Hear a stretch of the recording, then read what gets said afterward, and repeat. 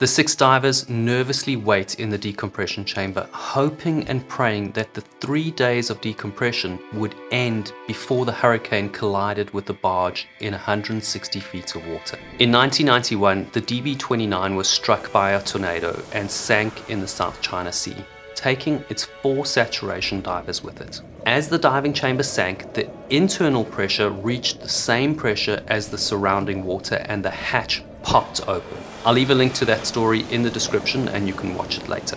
Fast forward to October 1995 and now 6 divers are stuck in a decompression chamber on the DLB269 with Hurricane Roxanne bearing down on them in the Yucatan Peninsula. Their thoughts drift from family to friends and to the DB269. In the summer of 1995, Mitch Byford joins a team of saturation divers on the derrick lay barge, the DLB269. A derrick lay barge is a flat-bottom barge that's sent out to lay oil pipes. There's essentially 2 variations. A lay barge, which lowers pipes flat into the water, and a derrick barge, which has a derrick or a tall vertical structure like a crane that can send pipe down vertically. These kinds of barges are run by engineering companies who are never creative with the naming of their vessels. The DB269 that sank in the South China Sea was a derrick barge number 29, and now the DLB269 is a derrick lay barge number 269. A barge hasn't got its own propulsion, so it relies on tugboats to position and for transport.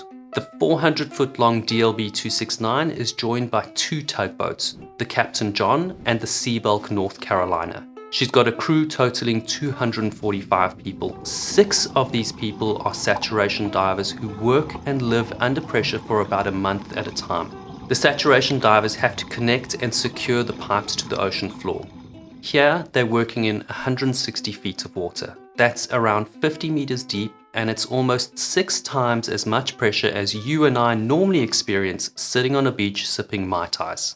The reason that's important is because we've all got nitrogen in our bodies. Around 3% of your body is nitrogen gas. When you go diving, the pressure increases the deeper you go, and your body starts to absorb more nitrogen.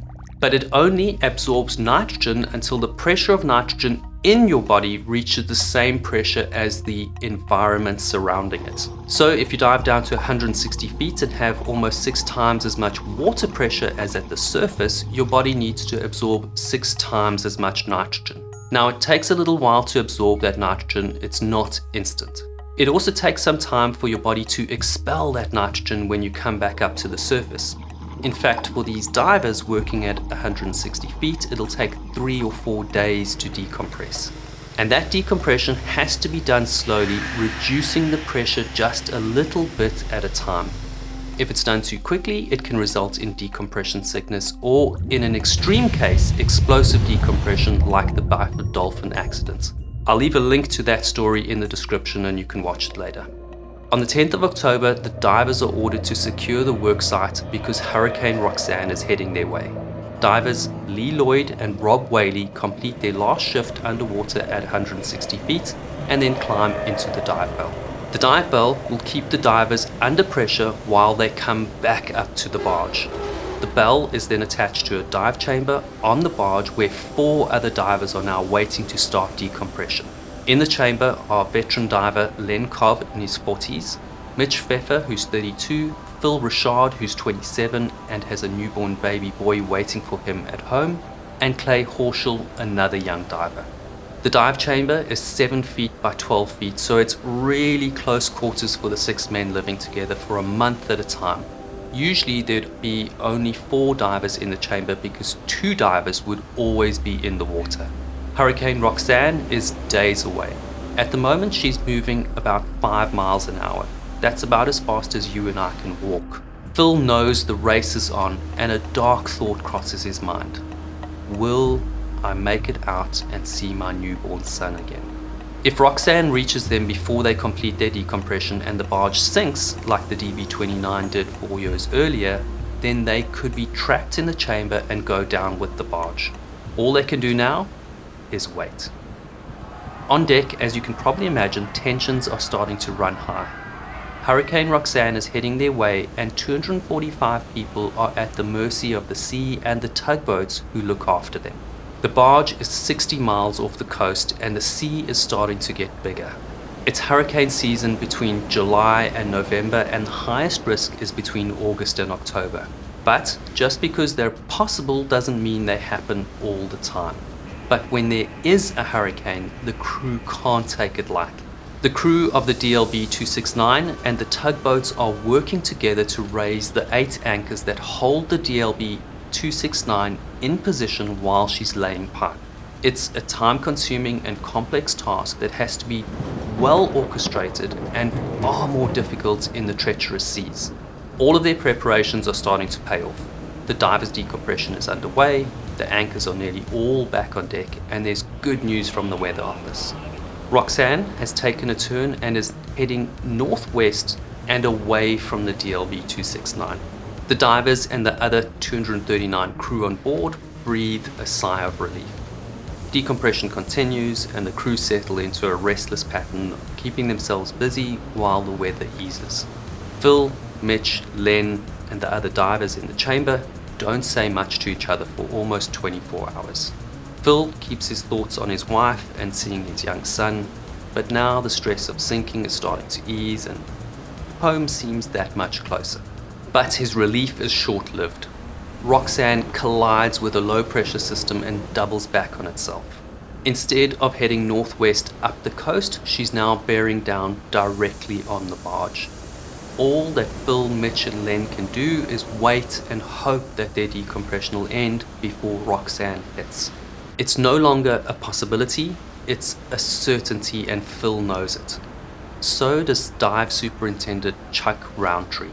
Concerned for the safety of his divers, Chuck and the company's management decide to attempt a rapid decompression of the divers. They're running out of time, and Roxanne won't wait for decompression to be complete. With specialized hyperbaric doctors, they work out an experimental emergency decompression. O.P. Chauvin is one of the diving technicians on the barge. Over his many years of experience working with diving chambers on oil rigs, he's seen a number of his friends and colleagues get the bends because their decompression didn't work as planned. He knows that the bends, or decompression sickness, can create some serious problems for divers. Anything ranging from mild symptoms like bubbles under the skin to paralysis and even death. He's concerned about an emergency decompression treatment, but he also understands that his friends Phil, Mitch, and Len could die if Roxanne sinks the barge while they're still in the chamber. While other barges in the fleet have taken refuge in a sheltered bay at Carmen, the barge captain, Richard Lobb, and the operations manager at headquarters decide that the DLB269 will ride out the hurricane while under tow by its 2 support vessels. When you watch the story about the DB29 in the South China Sea, the barge captain, Typhoon Billy, took a similar decision. The DLB269's contract to lay pipes for an oil company includes a clause that results in a penalty for every day of delay. The contract is already $1.5 million in the red, and so the company's trying to avoid further delays. I can tell you from personal experience that if you ever have the pleasure of experiencing a storm at sea, it's both terrifying and incredibly boring. In the back of your mind, you're expecting something to happen at any moment, like a rogue wave is going to wash over and sink the boat.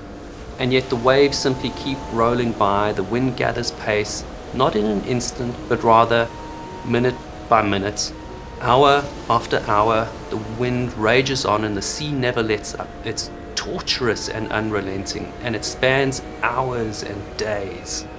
And all while you still have a job to do. You can't just pack up and go home. You're trapped. For the divers in the chamber, there's an additional layer of anxiety. Rather counterintuitively, the last 10 feet of the decompression actually takes the longest. So as the pressure in the chamber gets closer to the surface pressure, the divers know how close they are to getting out, but it's critically important not to rush. The closer they get, the longer they have to wait. So not only are they riding the waves of the storm, they also have to hold their composure and wait patiently for the hatch to pop. And then it pops. The men make it safely to the surface pressure. The rapid decompression's a success. Much to the relief of the divers and their team of 14 support crew, everyone's okay and they don't suffer the debilitating effects of severe decompression sickness. I have no doubt these men would love to have crawled out the hatch into the sunshine, but for these 6 divers, it's more like out of the pan and into the fire. The storm is raging all around them. The crew of the DLB269 are now all on deck. They don't want to be caught below deck if the barge sinks. And it's just as well. The tugs are fighting to keep the barge facing into the wind. The back quarter of the barge is filling with water, and heading into the late afternoon on the 15th of October, it seems to be obvious that the barge will sink. For sailors, there's a common saying to step up onto a life raft. What that means is you wait until the boat actually sinks and then you get into the life raft. Often, a crew thinks the boat will sink, and so they abandon the boat for the life raft, and some days later, the boat's found floating. A life raft is a far worse place to be in rough seas than the relative comfort of a boat or a barge. But it's slightly different for a larger vessel. If a large boat or barge sinks, it creates a down current or a vacuum as it sinks. It'll actually suck everything around it down into the depths. So there's this fine line between waiting to see if it sinks and getting away from its pull before it sinks. The barge captain doesn't order an evacuation, but the men on board are panicking. They start to abandon the barge, inflating life rafts and jumping overboard into the frothing seas. They have to try and gauge the best time to jump. The deck's normally 20 to 30 feet above the waves, but as the barge rides over a swell, it can lift as high as 50 or 60 feet into the air. With the aft quarter sinking, the bow is slightly higher. Jim Vines, a veteran seaman, finds his friends Phil Richard and Mitch Pfeffer. The 2 men can see that Jim's terrified. Jim tells them he can't swim and begs them to look after him. Of course, the 2 divers are young, fit, and accustomed to being in the water. Without hesitating, they take Jim under their care. The ship's starting to break up. The men can hear the twisting metal, and they know it's only a matter of time before she slips beneath the waves. The 3 men make their way to the edge of the deck and look over the handrails at the raging sea. Slowly, they climb over the handrail and stand on the edge, waiting for the best time to jump. Phil and Mitch see a swell coming, and they know it's their chance. They count it down. 3, 2, 1. It's a good 40 feet into the water, and they plunge deep below the water. For a surreal moment, with their heads below the surface, they can't hear the wind howling, or the waves crashing against the barge, or the twisting metal, or men screaming in terror. As they come back up to the surface, the men search for each other. Phil screams at Mitch, "Where's Jim?" They search frantically, then Mitch points back up to the deck of the barge. Jim is clinging to the guardrail, too afraid of the water he didn't take the plunge. Phil and Mitch scream for him to jump. Jim doesn't respond. He doesn't even look at them. He's paralyzed with fear. Unable to help their friend, Phil and Mitch now have to swim clear of the sinking barge. They have to clear the area before the pull of the sinking vessel sucks them down with it. They turn to swim away, hoping that Jim will make it. At around 1800 on the 15th of October 1995, the barge slips almost silently below the waterline. Phil and Mitch are in the water with hundreds of men, the storm raging around them and darkness setting in. Men are clinging to life rafts and any floating debris they can reach. Once again, Phil wonders if he'll ever see his baby boy again. Mitch shakes Phil out of his daze. He points over Phil's shoulder and yells at him to swim for the boat. The Captain John tugboat is crashing through the waves. A sense of peace washes over Phil. He can feel a flood of emotion well up. He might just see his boy again. And then he sees something that terrifies him more than seeing his friend Jim clinging to the barge. As the Captain John breaks the crest of the wave, its bow crashes down the other side of a wall of water. The boat seems to teeter on the wave, and Phil can see its propellers spinning clear out of the water. Phil's exhausted.